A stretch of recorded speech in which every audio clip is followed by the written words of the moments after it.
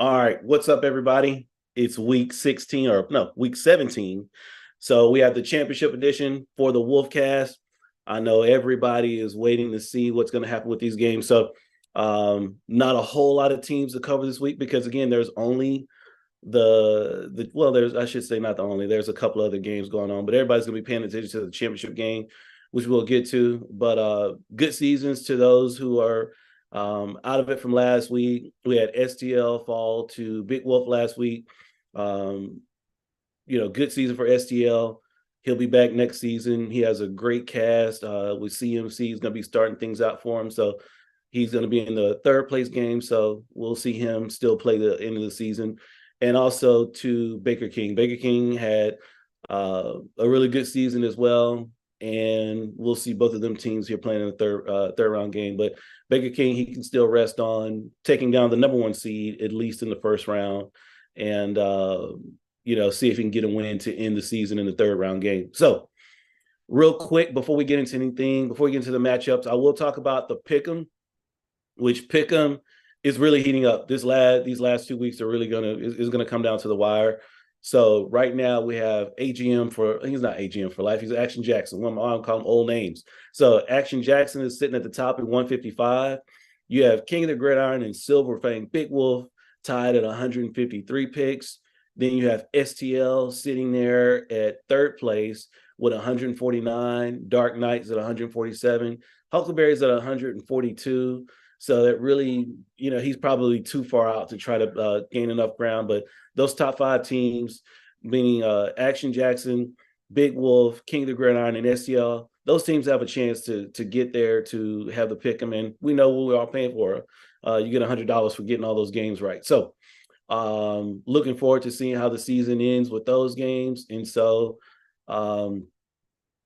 without further ado, we will get to the matchup. So I'll start with what we have left in the toilet bowl. So the toilet bowlers, you have Action Jackson versus the Bulldogs, aka the underdogs this year. So Action Jackson finished the regular season at 5-9. Bulldogs was 6-8.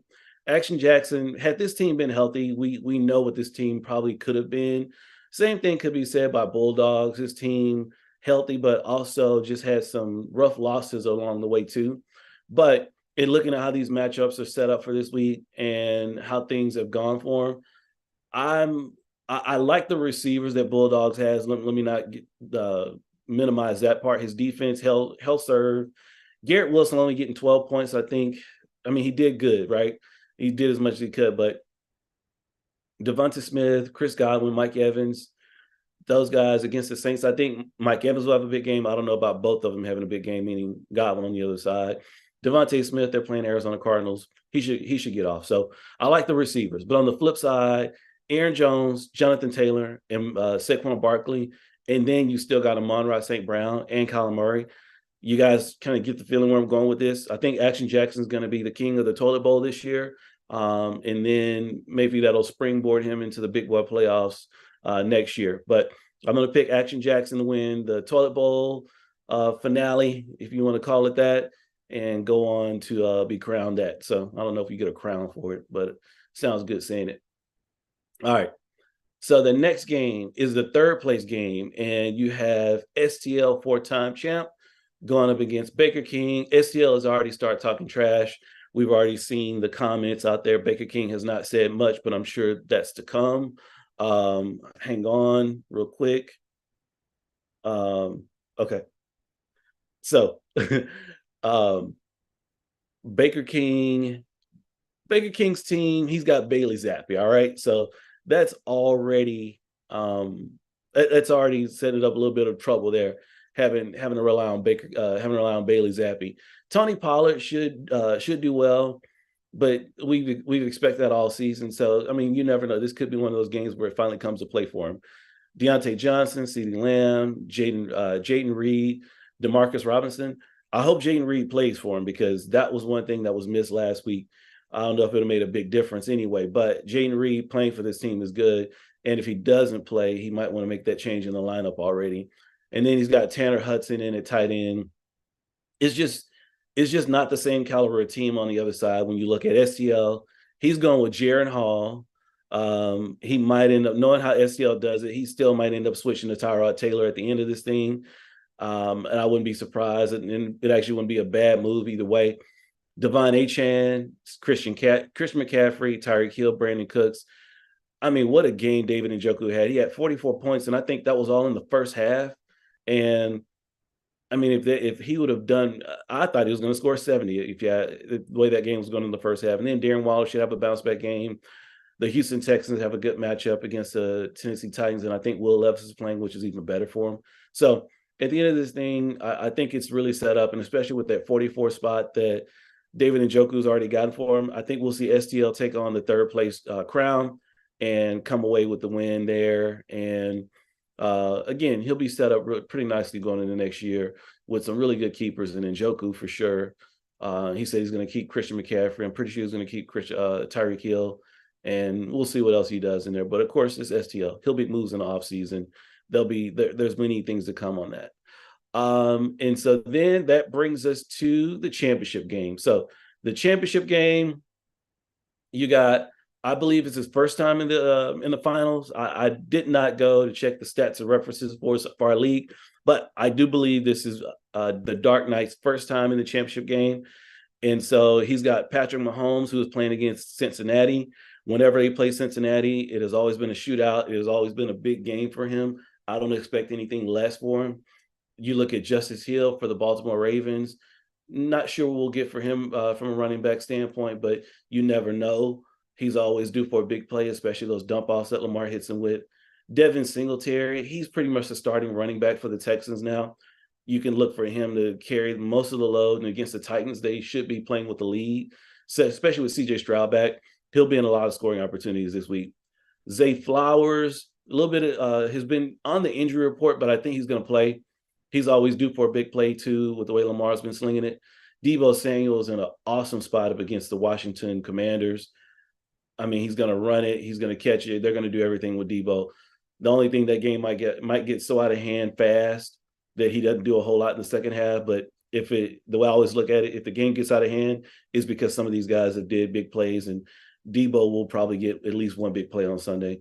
Darius Slayton is the number one receiver for the Giants, other than the tight end, of course. And they're playing against the Rams. That's going to be a shootout. And Tyrod at the plate, we saw Tyrod hitting for, a 70-yard touchdown. So Darius Slayton is a nice pickup and a nice play. Cole Kmet, leaning towards not playing this week, but I'm sure he's watching, sure he's paying attention, so we'll see. Chase McLaughlin, then the Seahawks defense, they're going to be against Mason Rudolph. For the Big Wolf side of it, I hope the Mason Rudolph of last week shows up to knock down that Seattle Seahawks defense. So that's one way of looking at it. So the other side of it, you have the Big Wolf. He's got the usual guys. He's got Lamar, Ty Chandler, Jahmyr Gibbs, Kyren Williams. I mean, I'm not going to go on the list. You guys know his lineup. He's a previous champion, and hopefully he can get him another title. That's all he's looking to do. It's going to be a tough matchup, though, given the guys that Dark Knight has. Dark Knight's shown that he can get here, and he deserves to be here. So we'll see how this game goes. Unfortunately, I know you guys want it. It can't happen. Due to my affiliation with the Big Wolf organization, I cannot make a pick on this game. I wish both teams the best. I know Big Wolf is practiced. They're ready to go. I'm sure Dark Knight's ready to go. He wants that first title so bad. And I expect a high-scoring game for both teams, and may the best team win. So look forward to crowning a champion. It'll be a new champion for this season, and it could be a first-time champion. You never know. And so that's all I have for this week. Oh, I do want to make one announcement, one last thing, and give me 1 second to get there. Yes, it's coming up. I would like to congratulate Mrs. Laugh Now on taking down Queen Bulldogs to win the first championship for the Women's League. She outscored, Miss Laugh Now 221 to 188 in the championship game.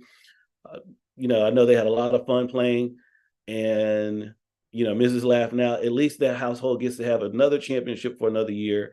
Too bad Mr. Laugh Now couldn't do it for her, but Miss Laugh Now handled business, and she'll hold a trophy in the house for another season. So Congratulations on that. Just wanted to make that announcement, acknowledge the championship on the women's side of things. So without that, that's all I have. I would try to check comments, but I don't know how to do that. I'm checking comments. No comments. So we're good.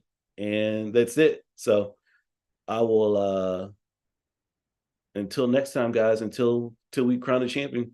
That's it. Y'all enjoy these games. Later.